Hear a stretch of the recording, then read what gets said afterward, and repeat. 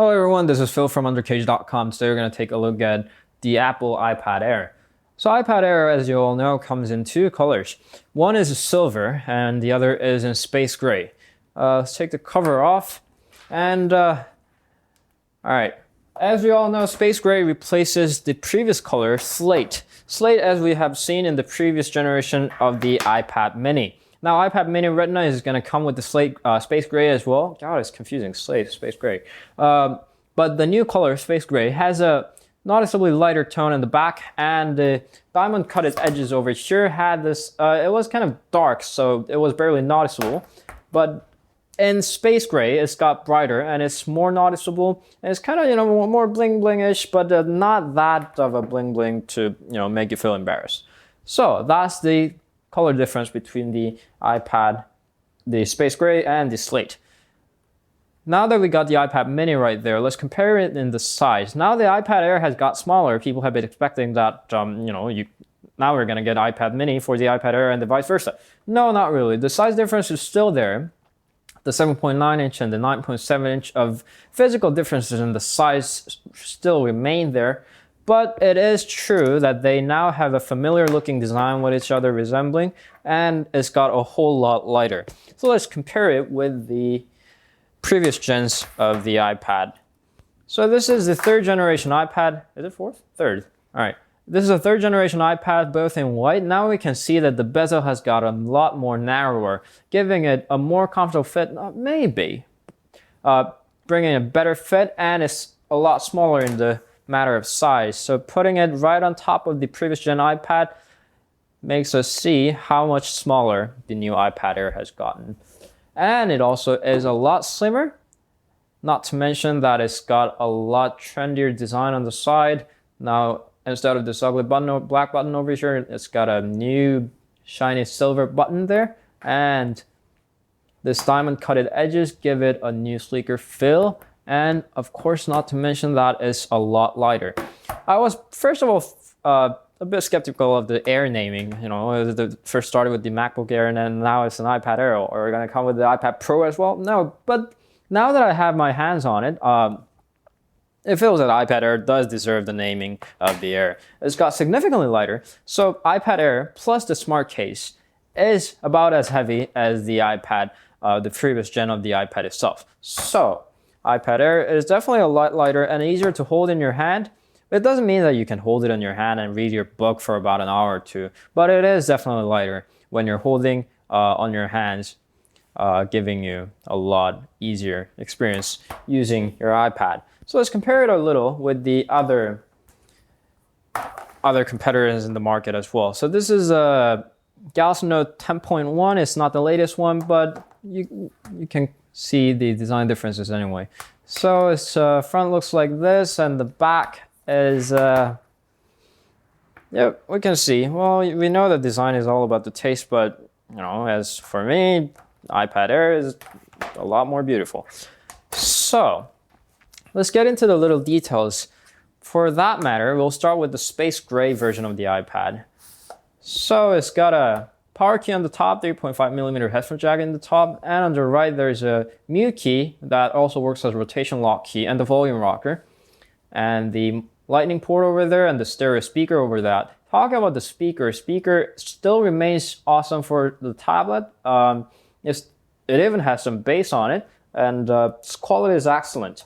And it's got a camera. Camera's got improved as well. It gives a lot more crisp pictures, and Apple logo over there, and that's pretty much about it. It's got noise canceling microphone over there. And for the cellular model, it's got a nano SIM card slot over here, so you can swipe your SIM card in. That's about it. Let's get into the, what is that? Let's get into the software. Let's turn this thing on. It comes with the iOS 7. Not much to talk about that. We all know how it looks like, and it's not like iPad Air has some kind of new feature onto it. It doesn't even have Touch ID, so there's nothing much to talk about it. We all know how it works. Swipe it from the bottom, there's control bar. Swipe it from the top, there's notification bar. Swipe it up for your fingers, and there's a multitasking, and you can swipe these up to kill the apps, and that's pretty much about it. There was something more. Oh yeah, in the apps you can do this to close the apps. That's about it. So people have been pretty skeptical about the lacks of RAM. It's still iPad Air and the new upcoming Retina iPad Mini still remains with the single gigabyte of RAM instead of people's wish to upgrade it to 2 gigabytes of RAM. So does it bring a lot of problems? Yes and no. If you swipe through many web pages like I did right now with the many pictures on it, it would constantly refresh the page. It's kind of annoying and it's gonna use up your data again. And does it crash the whole app? Yes and no in that sense as well. Some apps they crash, some apps they just reload and they still kind of try to con you like we're still running without any problems. But there will be times that you notice that apps actually crash. Well, more RAMs are better. So we can kind of expect that the Apple's gonna come up with the new iPad next year with 2 gigabytes of RAM and say it's really awesome new feature. But anyway, that's something that we can't have control over. So there's nothing special about the iPad Air software-wise, except for the fact that it's got a lot of upgraded CPU and the RAM. No, RAM remains the same. CPU and GPU, so it doesn't lag any anymore.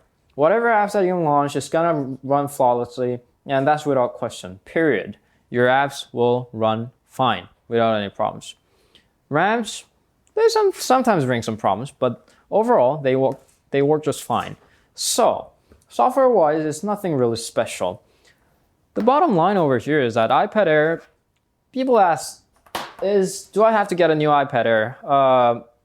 The answer is probably yes for all of you. iPad Air is the slimmest and the lightest iPad for now, so we can call that the best iPad so far. I know this sounds kind of boring, it's a cliche sentence, but that's what it is, really. They perfected the iPad. There are some missing features like that. The previous gens of the iPad actually had stronger screen.